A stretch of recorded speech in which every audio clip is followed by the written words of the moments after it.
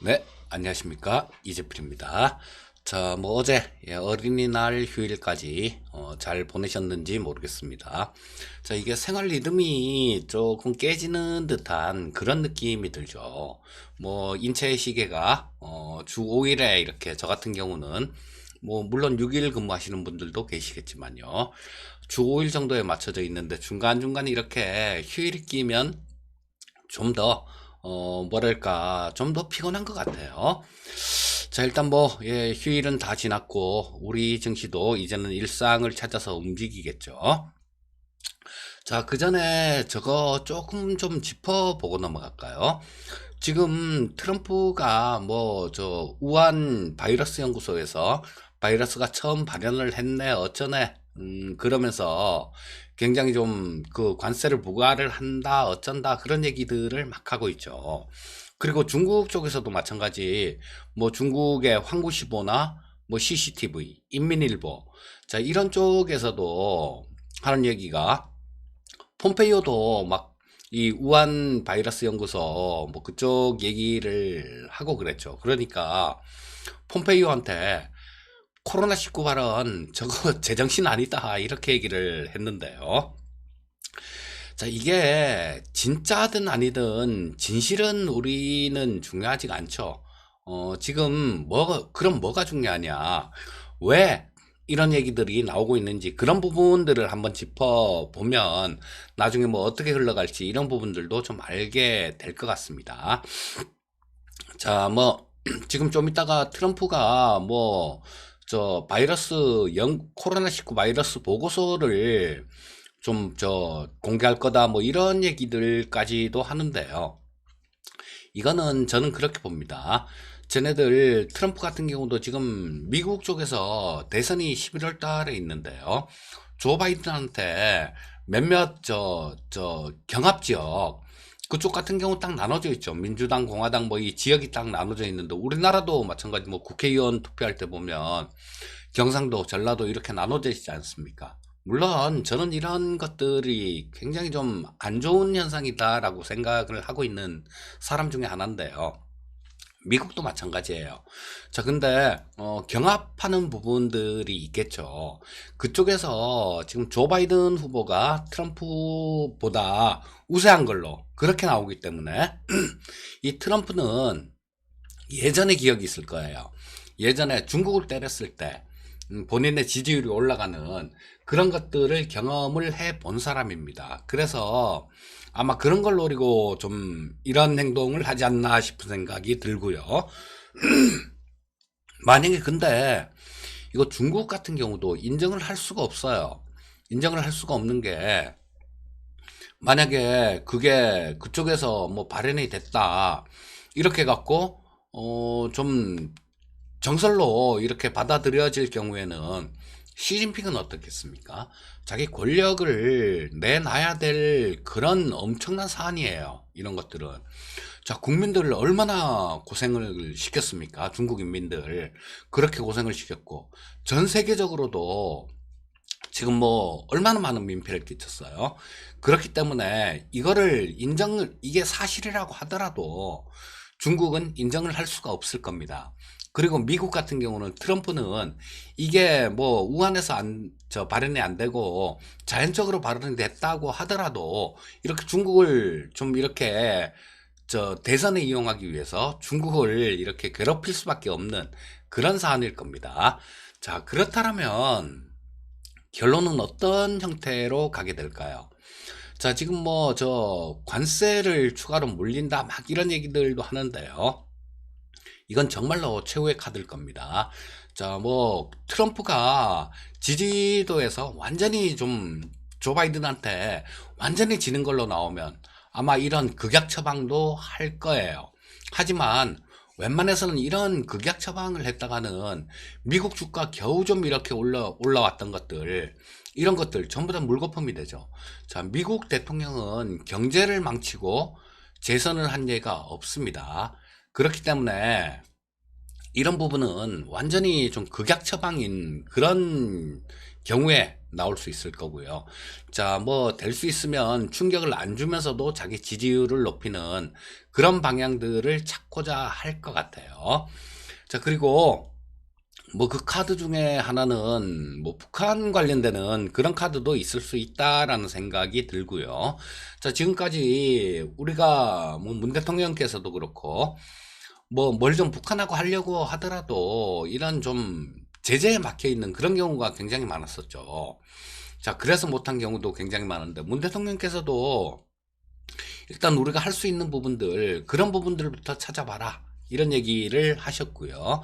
또 마찬가지 미국 쪽에서도 어느 정도 되는 것, 트럼프도 어느 정도 되는 것들, 요 정도는 좀 눈을 감아줄 가능성도 있다라고 봐야 되겠죠. 그래서 나중에 뭐 옥토버 서프라이즈라 그러죠. 나중에 대선이 가까이 와서 뭐 이런 것들을 좀 큰 이벤트를 하나를 좀 북한 관련되는 뭐 그런 부분들도 해당이 될 수 있을 거고요. 이런 좀 큰 이벤트를 하나 좀 터트리면 아무래도 대선에 유리할 테니까 지금 트럼프의 머릿속에는 오직 재선만, 미국 대통령 선거만 들어있다라고 보셔도 무방할 거예요. 자, 그래서 뭐 이 지지율이 어떻게 돼갈지 지금 현재 상태에서는 조 바이든 후보가 좀 치고 올라오고 있는 그런 모습인데요. 자, 뭐 이런 부분들을 조금 봐가면서 판단을 하시면 될 거고요.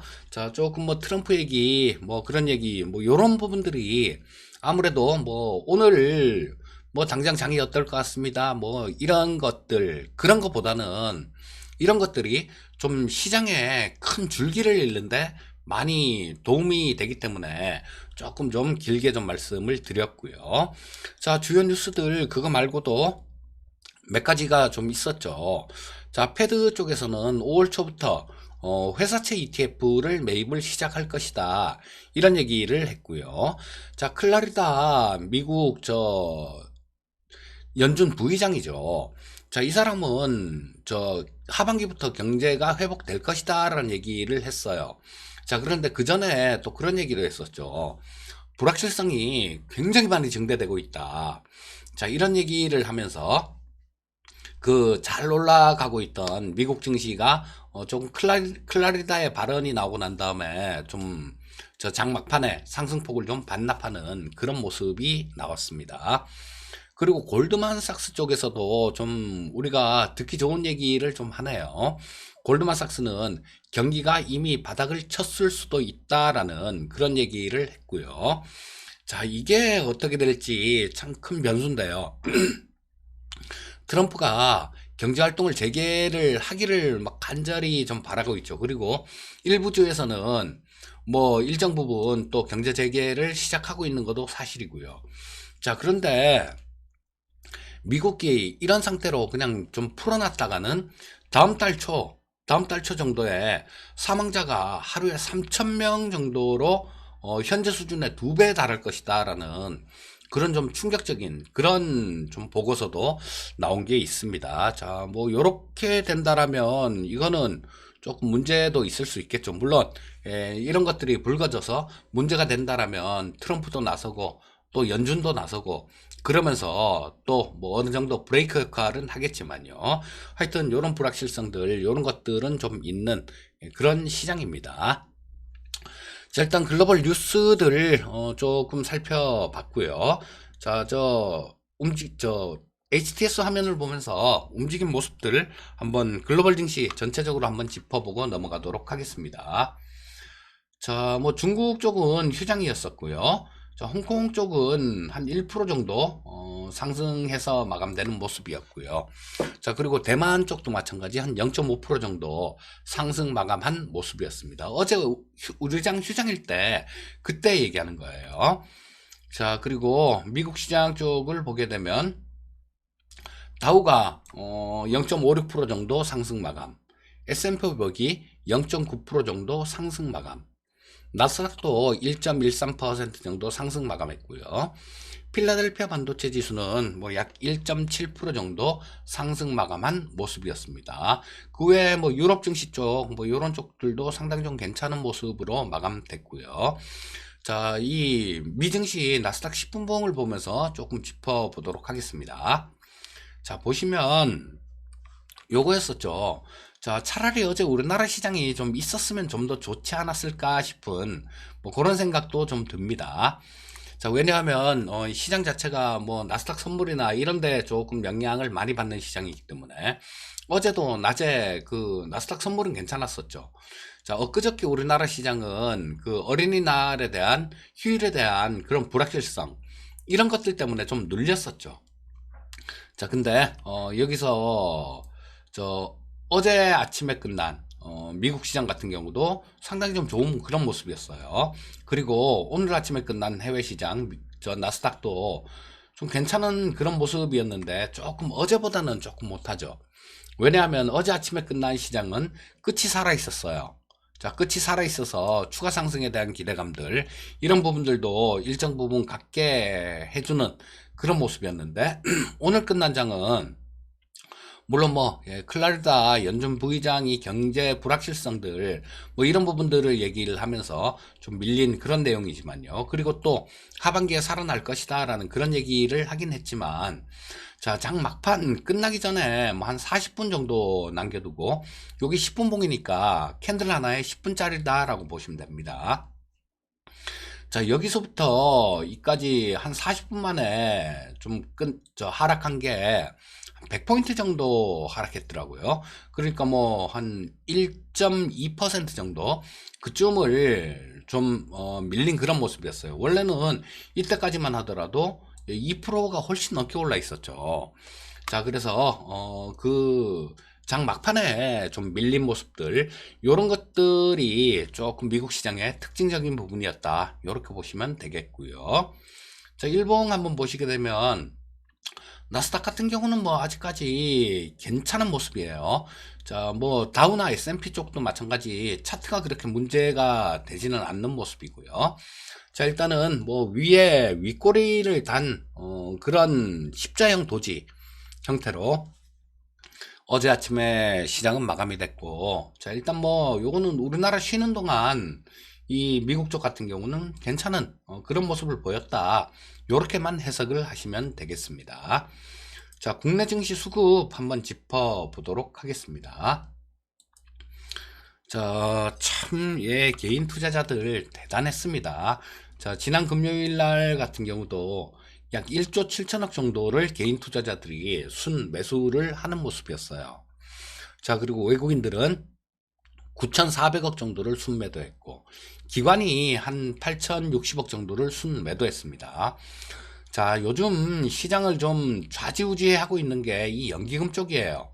자, 가만히 보시면 제가 아침 시황 방송에 계속 좀 말씀을 드렸지만 연기금이 들어오는 날은 시장이 상당히 견조합니다. 그리고 연기금이 지난 저 월요일 같은 경우는 한 2천억 정도를 매도했죠.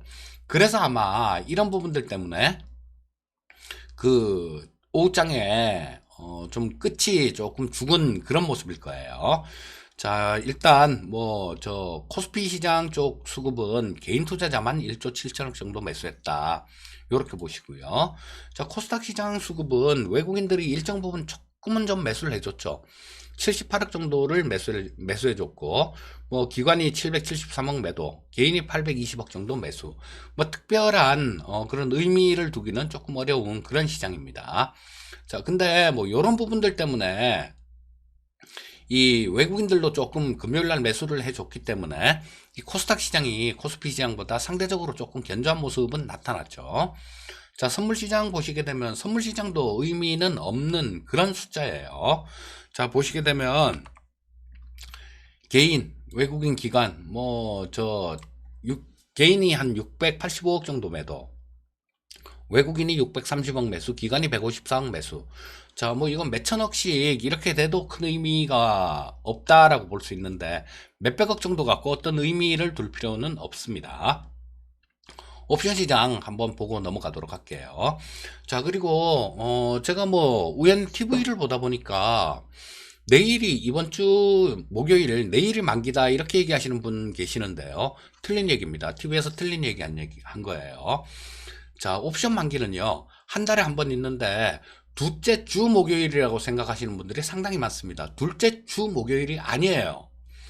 자, 이번 달은 5월 달은 5월 1일이 금요일이었기 때문에 거기가 첫째 주가 되죠. 정확히 얘기하면 두 번째 만기, 두 번째 목요일이에요.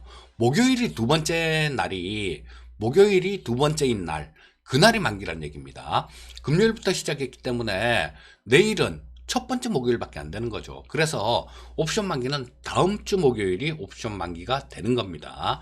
자, 이런 부분들은 뭐 방송에서 조금 이런 부분들을 틀리게 얘기해서 혼선이 조금 생길 수 있는 그런 부분이었기 때문에 제가 제대로 말씀을 드렸습니다.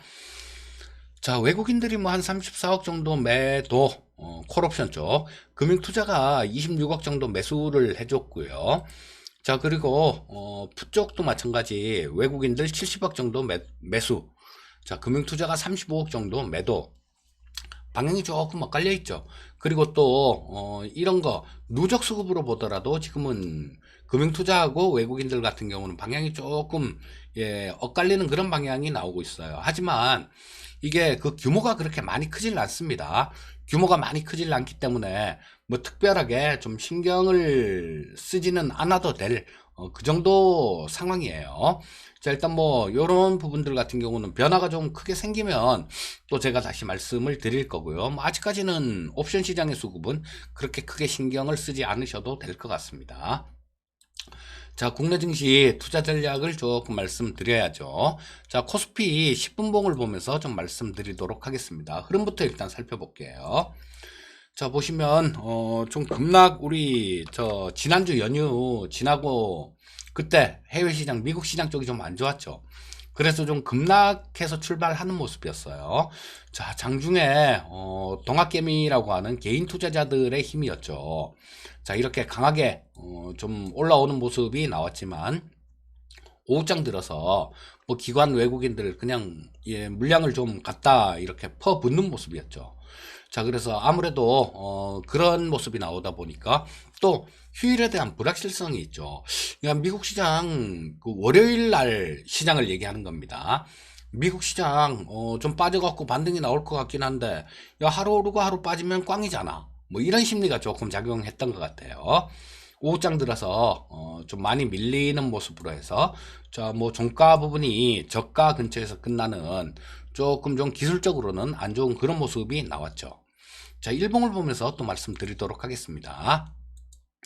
자, 코스피 일봉을 보시게 되면 62평선 제가 그런 말씀을 드렸죠.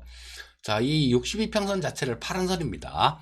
굉장히 좀 중요하게 봐야 되는 건 맞는데 이번에는 당장은 그렇게 큰 의미가 없을 것 같습니다 라는 말씀을 좀 드렸는 게 뭐 돌파한다고 흥분해서 뭐 간다 이렇게 얘기할 것도 아니고 깬다고 다시 재차 깬다고 뭐 낙담하고 그럴 필요도 없다라는 말씀을 조금 드리고 싶은데요. 오늘도 자, 목요일 같은 경우는 지난주 연휴 전에 같은 경우는 돌파를 하고 마감이 됐어요.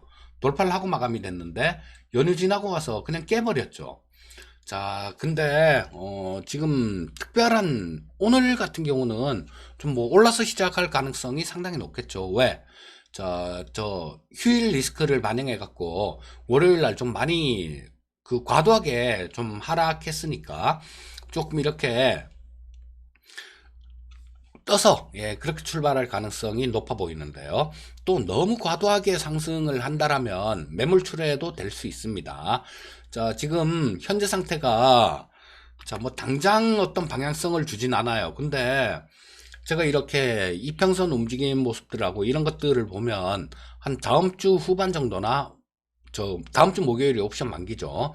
자, 만기나 아니면 만기 때 근처나 아니면 그 다음 주 정도 그 정도에서는 어떤 시장이 시그널을 줄 가능성이 상당히 높은 자리입니다. 자, 우리 그런 거 지금 시장은 그렇게 보셔야 됩니다. 이 떨어지고 있는 62평선 자체는 주가를 끌어내리는 역할을 하고요. 밑에서 받쳐주고 있는 22평선 자체는 주가를 위로 띄우는 역할을 하는 거죠.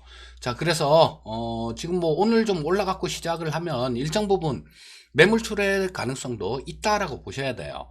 자, 그리고 뭐 그것 때문에 좀 밀린다고 하더라도 그리고 또 설령 이 올라오고 있는 22평선 자체를 깬다고 하더라도 이거는 재차 좀 어느 정도 회복 가능성이 높은 그런 움직임입니다. 단 요런 것들이 지금 이번 주하고 그리고 다음 주 정도 자, 요 움직임에 따라서 어떤 시장의 기조 자체가 변곡점이 생길 가능성은 있어요. 자, 뭐 이거는 생긴다 안 생긴다 딱 잘라갖고 얘기할 수는 없는 사안이지만 즉 면밀하게 관찰이 필요하다라는 얘기입니다. 자, 뭐 지금 현재 시장 같은 경우는 그때그때 장중에 수급 좀 잘 보시고 그 다음에 저 해외 시장 미국 증시들 선물 쪽 요런 쪽들 좀 잘 보신다라면 그렇게 대응하기가 그렇게 특별하게 힘든 그런 시장은 아니에요. 자, 아침에 좀 떠서 나오더라도 흥분해서 쫓아가지 마시고요. 조금 차분하게 관찰을 해보시면 좋을 것 같고 요럴 때 투자 저거를 확실하게 하셔야 됩니다. 장기로 들고 갈 종목은 사 모으셔야 돼요. 어떤 쪽으로 4차 산업혁명 관련되는 종목들 요런 쪽으로 사 모으셔야 되고요. 또 단기 투자 같은 경우는 철저하게 구분을 하셔야 됩니다. 이거는 장기로 들고 갈 종목, 이거는 단타를 하고 나올 종목, 이렇게 구분을 해서 매매를 하시는 게 굉장히 효율적이실 거예요. 자, 오늘도 말씀드린 부분들을 조금 참고해 보시고요. 자, 미증시 선물 쪽 뭐 요런 쪽들 잘 살펴보시고 그 다음에 장중에 수급 좀 잘 살펴보시면 크게 대응하기가 힘든 시장은 아닐 거다라는 판단입니다. 자, 오늘도 성공 투자하시고요. 저는 내일 또 뵙도록 하겠습니다. 감사합니다.